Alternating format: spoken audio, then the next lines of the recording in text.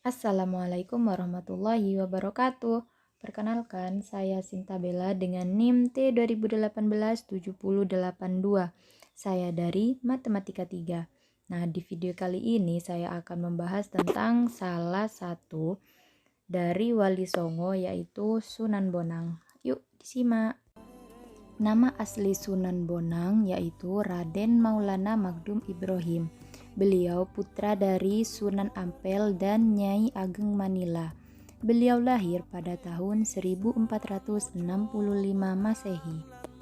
Raden Maulana Magdum Ibrahim adalah seorang penyebar dakwah agama Islam yang mana menyebarkan agama Islam dengan berbagai cara, utamanya dengan media sastra seni.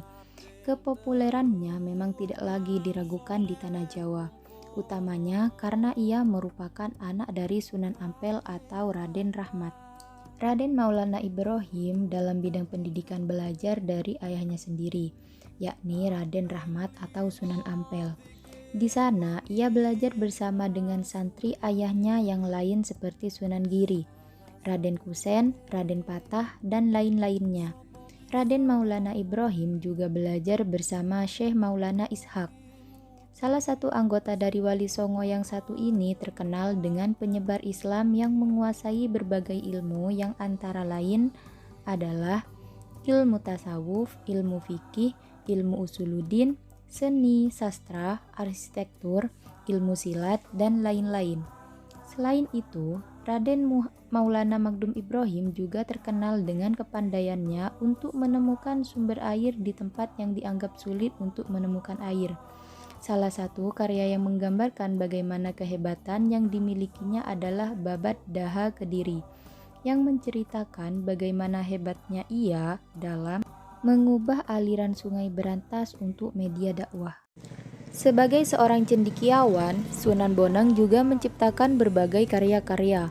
Karya tersebut tentunya menjadi bukti dan dapat menjadi media pembelajaran dari waktu ke waktu. Karya yang dibuat oleh Raden Maulana Ibrahim yaitu antara lain yang pertama, pengubahan karya sastra yang berbentuk sulu atau tembang wang tamsil, suluk wajil tombo ati. Yang kedua, Handbook van Bonang atau buku yang diperkirakan dibuat bersamanya dengan ilmuwan Belanda. Yang ketiga, Kitab Tanbihul Ghafilin atau kitab tasawuf setebal 234 halaman. Yang keempat, menambahkan instrumen bonang pada gamelan Jawa.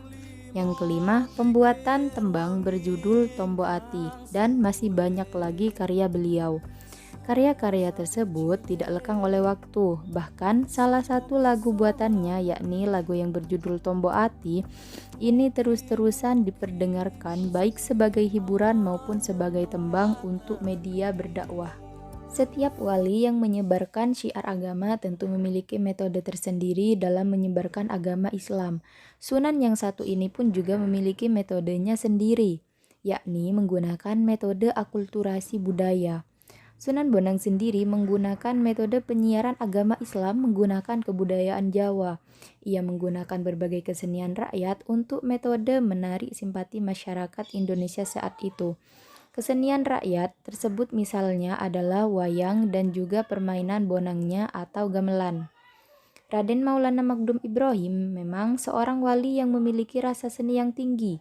Bahkan setiap lagu yang dibuat untuk mengiringi pertunjukan wayang selalu memukau, yang mana isi dari lagu tersebut berisi ajakan dan juga dakwah.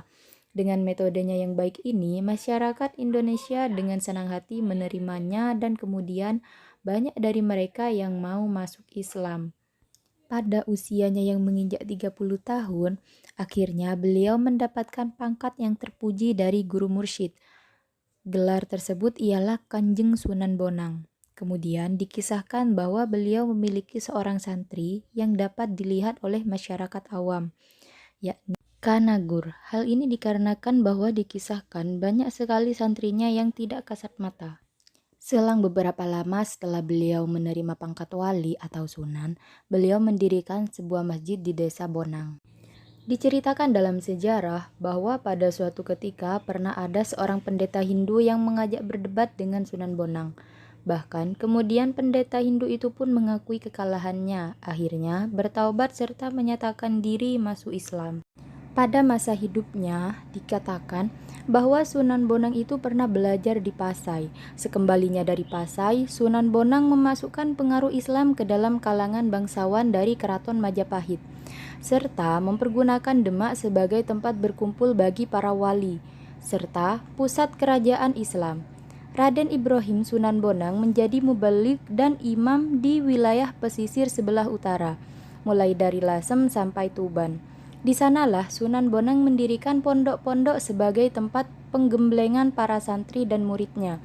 Sebagian riwayat mengatakan bahwa Sunan Bonang tidak menikah sampai beliau wafat, tetapi dalam riwayat lain menyebutkan bahwa Raden Ibrahim Sunan Bonang menikah dengan Dewi Hirah, putri dari Raden Jaka Kandar, serta mempunyai keturunan satu yang bernama Dewi Ruhil.